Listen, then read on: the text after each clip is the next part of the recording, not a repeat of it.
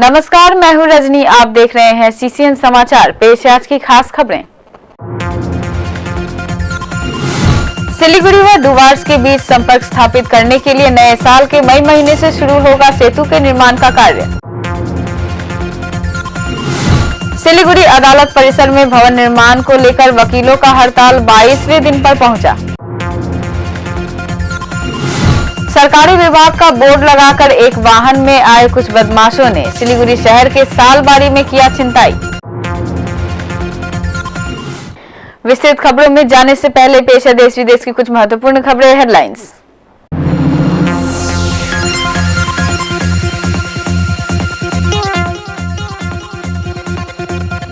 इक्कीस जुलाई कमीशन की रिपोर्ट। असंवैधानिक तरीके से चली थी गोली। ईडी की पूछताछ। बाइक से चुपचाप आकर गाड़ी से लौटे शंकुदेव पांडा। कलम पत्रिका में निवेश। अमीनुद्दीन सिद्दीकी से सीबीआई की पूछताछ। कोलकाता नगरपालिका का फैसला। विक्टोरिया हाउस के सामने सिर्फ तृणमूल की सभा होगी।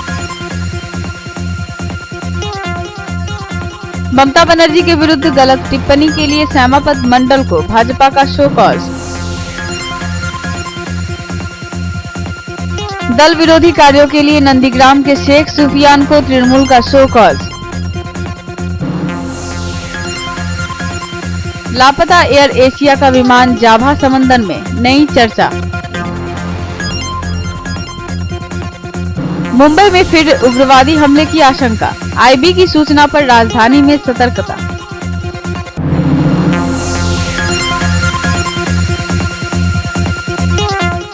राज्य की सत्ता में परिवर्तन होने के साथ लोगों ने आस बांध रखी थी कि सिलीगुड़ी व डुवार्स के बीच संपर्क स्थापित करने के लिए कुछ नया होगा। अब बस लोगों को केवल समय का इंतजार है। सेवक के पहाड़ी रास्तों से निकलकर तिस्ता नदी के ऊपर नए सेतु का निर्माण किया जाना है। योजना के अनुसार अगर प्रक्रिया सही रही तो बहुत जल्द नए साल के मई महीने से इस सेतु के निर्माण का कार्य शुरू हो जाएगा। यह कहना है उत्तर बंगाल विकास मंत्री गौतम देव का।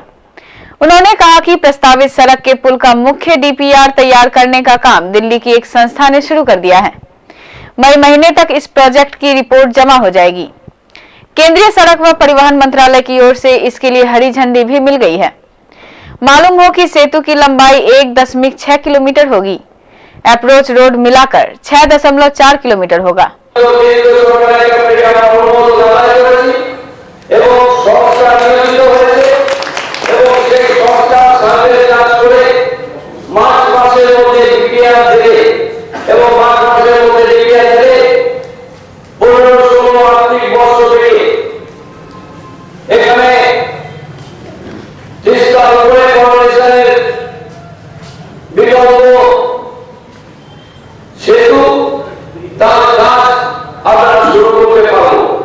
वर्तमान में कोरोनेशन सेतु होने के बावजूद सड़क जाम, दुर्घटना एवं वर्षा के समय भूस्खलन के कारण काफी समस्या होती है, जिससे डुवार्स वासियों को पिछले काफी समय से परेशानियों का सामना करना पड़ रहा है। अब बहुत जल्द इस सेतु के निर्माण होने से लोगों की समस्याएं दूर हो जाएंगी। उत्तर बंगाल के चाय बागान श्रमिकों की समस्या से रूबरू होने के लिए भाजपा के श्रमिक संगठन भारतीय जनता युवा मोर्चा द्वारा चाय बागानों की समीक्षा की जाएगी। इसके लिए बहुत जल्द भाजपा का संसदीय प्रतिनिधि दल सिलीगुड़ी आएंगे। इसके बाद वे लोग तराई व डुवार्स के चाय बागानों का दौरा करेंगे। आज सिलीगुड़ी में भारतीय जनता मजदूर मोर्चा के राज्य अध्यक्ष शंकर घोष ने यह जानकारी दी। इसके साथ साथ उन्होंने चाय बागान श्रमिकों की समस्याओं को लेकर दलीय नेताओं को आंदोलन करने का निर्देश दिया। চা বাগানের যে সমস্যা, আমাদের পশ্চিমবঙ্গের যে কলকাতা জুট মিল চটকলগুলোর যে সমস্যা, একই সমস্যা। আজকে বিভিন্ন সময় তাদেরকে কাজ দেওয়া হয় না, কাজের নামে তাদেরকে নোটিশ দেওয়া হয়, শোকজ নোটিশ দেওয়া হয় এবং সেই সমস্ত ছেলেরা যারা পুরুষ তারা কাজ করতে পারছে না, বিভিন্ন পেশায় তারা নিযুক্ত হচ্ছে। যন্ত্রণা থেকে মুক্তি দেওয়ার জন্য ভারতীয় জনতা পার্টি শ্রমিক সংগঠন, ভারতীয় জনতা মজদুর মোর্চা একটি প্রকল্প আগামী জানুয়ারি ফেব্রুয়ারি বাবদ করবেন। সারা উত্তরবঙ্গের চা বাগানগুলো নিয়ে একটি রিসার্চ এবং সংসদীয় কমিটির একটি বোর্ডও আসবেন এবং তারা এগুলো পর্যবেক্ষণ করবেন কিভাবে এটা কেন্দ্র সরকারের মাধ্যমে আরো ব্যাপক উন্নয়ন করা যায়। सिलीगुड़ी अदालत परिसर में भवन निर्माण करने पुलिस कमिश्नरेट के अधीन भक्तिनगर थाना के मामले को सिलीगुड़ी अदालत में स्थानांतरित करने की मांग को लेकर पिछले 22 दिनों से सिलीगुड़ी अदालत परिसर में वकीलों का हड़ताल जारी है। इस दौरान अदालत का कार्य पूरी तरह से ठप हो गया है। सिलीगुड़ी बार एसोसिएशन से करीब 1300 वकील इस आंदोलन में शामिल हुए हैं। वकीलों के लगातार हड़ताल जारी से उच्च प्रबंधन ने अभी तक इस मामले में कोई दिलचस्पी नहीं दिखाई है, जिससे न्याय पाने वाले लोगों को काफी परेशानियों का सामना करना पड़ रहा है। सिलीगुड़ी के विशेष संशोधनागार में भी कैदियों के लिए पर्याप्त जगह उपलब्ध नहीं हो पा रहा है। इस बारे में जेल प्रबंधन ने उच्च अधिकारियों को अवगत करा दिया है। सिलीगुड़ी बार एसोसिएशन के महासचिव चंदन दे ने कहा कि आगामी 11 जनवरी तक वकीलों का हड़ताल जारी रहेगा। आंदोलन হচ্ছে একটা বৃহত্তর স্বার্থে আন্দোলন। সুতরাং এই আন্দোলনকে আমরা সর্বস্তরের জনসাধারণের সমর্থন পাওয়ার জন্য আমরা সবাইকে আহ্বান জানাচ্ছি এবং আমরা বিভিন্ন স্তর থেকে হচ্ছে এই আন্দোলনে সাড়াও পাচ্ছি। আমরা ভক্তিনগরের যে অ্যাডোড এরিয়া সংযোজিত ওয়ার্ডগুলো সেখানেও যাচ্ছি, সেখানেও আমরা স্ট্রিট কর্নার করছি এবং সেখানে দেখেছি যে জনসাধারণ আমাদের কথা মনোযোগ সহকারে শুনছেন এবং তারা আমাদের আন্দোলনকে সমর্থন জানিয়ে তাদের বক্তব্য রাখছেন। सम्मान प्रदान करने के लिए उत्तर बंगाल विश्वविद्यालय प्रबंधन की ओर से काफी पहले सूची जारी किया गया था, लेकिन इस सूची के 4 लोगों को छोड़कर ज्यादातर लोग सम्मान प्राप्त करने सम्मेलन में नहीं आ रहे हैं। अनारिस डी कौसा सम्मान प्राप्त करने के लिए देवी सेठी, अरिंदम चक्रवर्ती एवं सब्यसाची भट्टाचार्य गैर हाजिर होंगे। इस सम्मेलन में सिर्फ लेखक समरेश मजुमदार डी लिट लेंगे। आज उपकुलपति सोमनाथ घोष ने इस बात को भी स्वीकार किया है।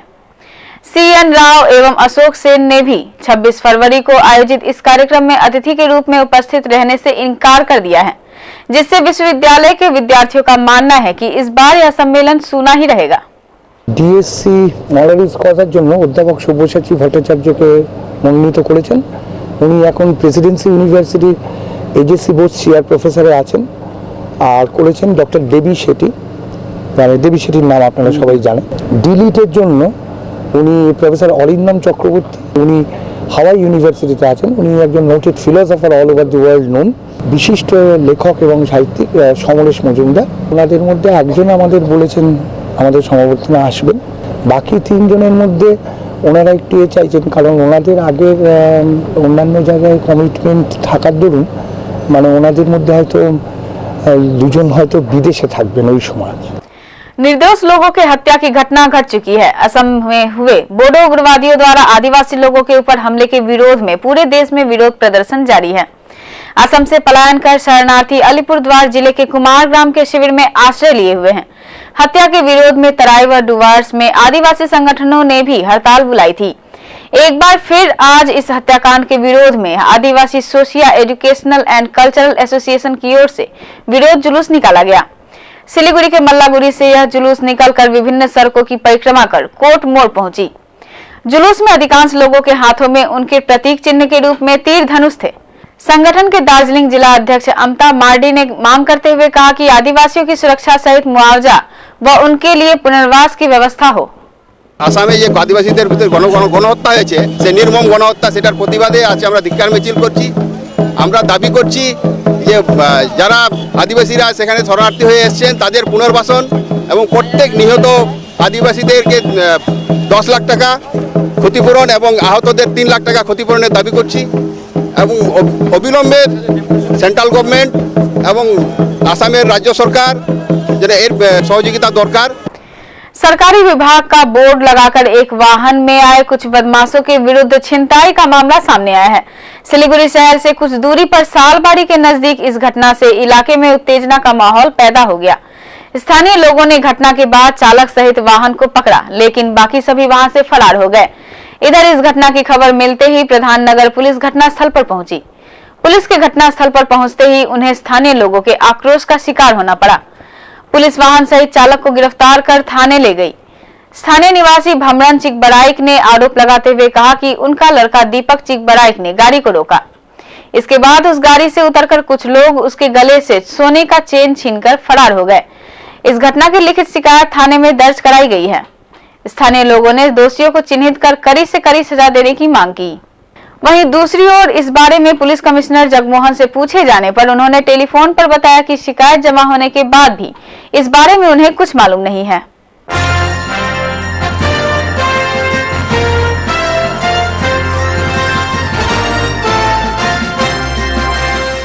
असम के उग्रवादी हमले से प्रभावित आदिवासी शरणार्थियों की मदद के लिए मारवाड़ी युवा मंच आगे आए।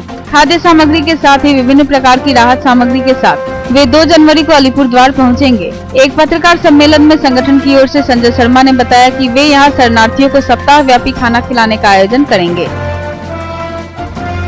सिलीगुड़ी मैत्री महानिशा बौद्ध संघ की ओर से सिलीगुड़ी के प्रधान नगर में हरका बहादुर लामा धर्मशाला में कल से उपवास व ध्यान मग्न अभ्यास कार्यशाला का शुभारंभ हुआ। यह कार्यशाला आगामी 31 दिसंबर तक चलेगा। पहाड़ के विभिन्न इलाकों से आए हुए बौद्ध धर्म के लोग इस शिविर में भाग ले रहे हैं। कुमारग्राम के शिविर में रह रहे असम के शरणार्थियों की सहायता के लिए मुख्यमंत्री ममता बनर्जी ने विभिन्न संगठनों को आगे आने का आह्वान किया है। मुख्यमंत्री की बातों को ध्यान में रखते हुए मैनागुड़ी यात्री गोष्ठी ने शरणार्थियों के लिए राहत सामग्री एकत्रित करना शुरू कर दिया है। कई दिनों के बाद इन सभी सामानों को शरणार्थियों के शिविर में पहुंचा दिया जाएगा। माल नगर पालिका के 12 नंबर वार्ड के शिवबाड़ी के सामने एक भीड़ भाड़ वाले इलाके से बिजली बंटन कंपनी का ट्रांसफार्मर हटाने को लेकर उत्तेजना फैल गया। इलाका वासियों का कहना है कि दुकानों के सामने इस ट्रांसफार्मर के किसी भी समय कोई बड़ी दुर्घटना घट सकती है। प्रशासन को इसकी जानकारी देने पर बिजली विभाग द्वारा निकट ही एक दूसरी सरकारी जमीन पर इसे स्थापित करने का भी लोगों ने विरोध किया। बाद में माल थाना पुलिस व नगर पालिका के पूर्व प्रधान सफन शाह की उपस्थिति में चर्चा के माध्यम से काम शुरू किया गया। कल पानीकौड़ी ग्राम पंचायत के बांसबारी गांव के बीएफपी प्राथमिक स्कूल मैदान में तृणमूल कांग्रेस के पानीकौड़ी ग्राम पंचायत की 11वीं अंचल सम्मेलन आयोजित हुई। इस सम्मेलन में जलपाईगुड़ी जिला तृणमूल के कार्यकारी अध्यक्ष चंदन भौमिक बतौर मुख्य अतिथि के रूप में उपस्थित थे। सम्मेलन में समर्थकों की भारी भीड़ देखी गयी।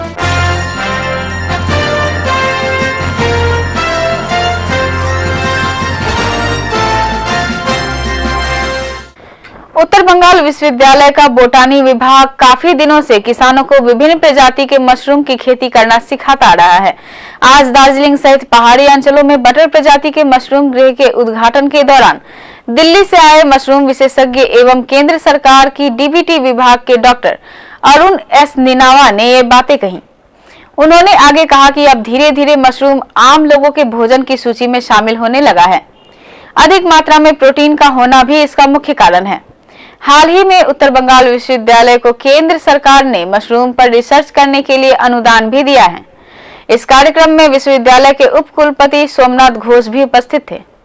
हमारा यही उद्देश्य है कि यूनिवर्सिटी के माध्यम से और उत्तर बंगाल कृषि विश्वविद्यालय एग्रीकल्चर यूनिवर्सिटी और ये जो हमारा यूनिवर्सिटी है इसके माध्यम से लोगों को ज़्यादा से ज़्यादा रूरल पीपल जो है गरीब लोग है इसका फ़ायदा हो जाए। मशरूम में हाई प्रोटीन होता है, मिनरल होता है, तो ये प्रोटीन का माल नरिशमेंट की बहुत प्रॉब्लम है रूरल एरियाज में। और वैसे भी इट्स ए टेस्टी फूड। तो ये मशरूम कल्टीवेशन से एक तो अनएम्प्लॉयमेंट प्रॉब्लम भी दूर होगा और दूसरा लोगों को जो है healthy food, protein rich food मिलेगा।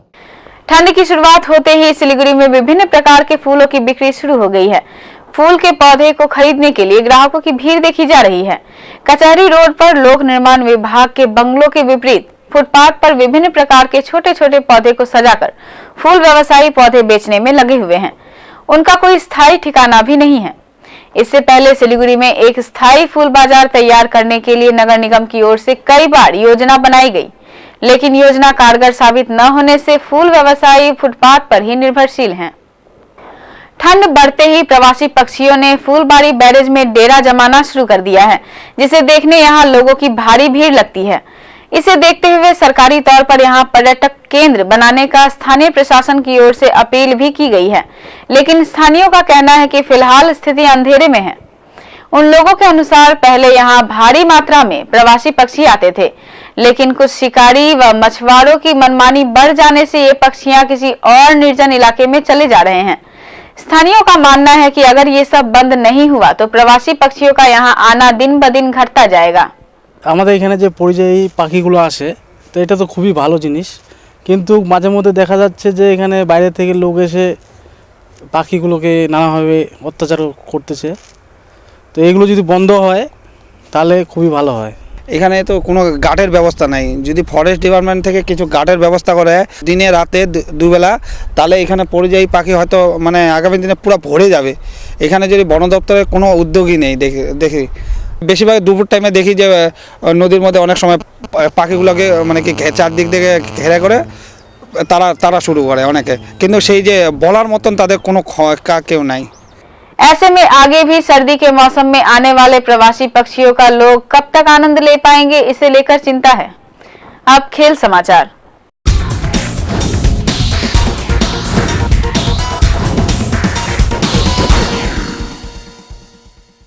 सिलीगुड़ी कंचनजंगा क्रीड़ांगन परिसर में रविवार को Darjeeling district women's sports association का वार्षिक एथलेटिक प्रतियोगिता का आयोजन किया गया।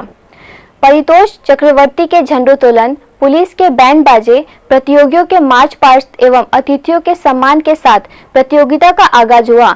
इसके बाद शुभ श्री शाह ने प्रतियोगियों को खेल शुरू होने के दौरान शपथ दिलाई। इसके बाद टूर्नामेंट की शुरुआत होते ही विभिन्न खेलों की लड़ाई शुरू हुई। विभिन्न प्रकार के प्रतियोगियों में दौड़ प्रतियोगिता सबसे बेहतर रहा। प्रत्येक खेल के अंत में विजयी प्रतियोगियों को पुरस्कृत किया गया।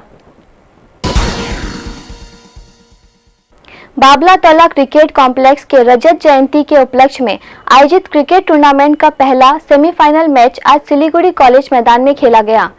यह मैच सिलीगुड़ी स्पोर्टिंग यूनियन एवं देशबंधु स्पोर्टिंग यूनियन के बीच खेला गया। पहले बल्लेबाजी करते हुए सिलीगुड़ी स्पोर्ट्स यूनियन के निर्धारित 35 ओवर में केवल 4 विकेट पर 278 रन बनाए।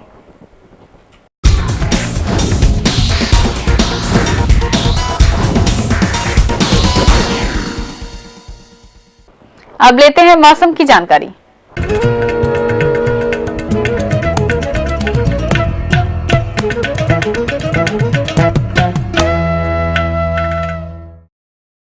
मालदा में आज का अधिकतम तापमान 23 डिग्री सेल्सियस, न्यूनतम तापमान 13 डिग्री सेल्सियस। दक्षिण दिनाजपुर में आज का अधिकतम तापमान 23 डिग्री सेल्सियस, न्यूनतम तापमान 13 डिग्री सेल्सियस। उत्तर दिनाजपुर में आज का अधिकतम तापमान 23 डिग्री सेल्सियस, न्यूनतम तापमान 13 डिग्री सेल्सियस। दार्जिलिंग में आज का अधिकतम तापमान 9 डिग्री सेल्सियस, न्यूनतम तापमान 5 डिग्री सेल्सियस। जलपाईगुड़ी में आज का अधिकतम तापमान 23 डिग्री सेल्सियस, न्यूनतम तापमान 12 डिग्री सेल्सियस। कूचबिहार में आज का अधिकतम तापमान 23 डिग्री सेल्सियस, न्यूनतम तापमान 13 डिग्री सेल्सियस। सिलीगुड़ी में आज का अधिकतम तापमान 23 डिग्री सेल्सियस, न्यूनतम तापमान 12 डिग्री सेल्सियस। सूर्योदय 6:24 पर, सूर्यास्त 4:52 पर। आखिर में फिर पेश है खास खबरें। सिलीगुड़ी व डुवार्स के बीच संपर्क स्थापित करने के लिए नए साल के मई महीने से शुरू होगा सेतु के निर्माण का कार्य। सिलीगुड़ी अदालत परिसर में भवन निर्माण को लेकर वकीलों का हड़ताल 22वें दिन पर पहुंचा। सरकारी विभाग का बोर्ड लगाकर एक वाहन में आए कुछ बदमाशों ने सिलीगुड़ी शहर के सालबारी में किया छिनताई। फिलहाल इतना ही, दीजिए इजाजत, नमस्कार।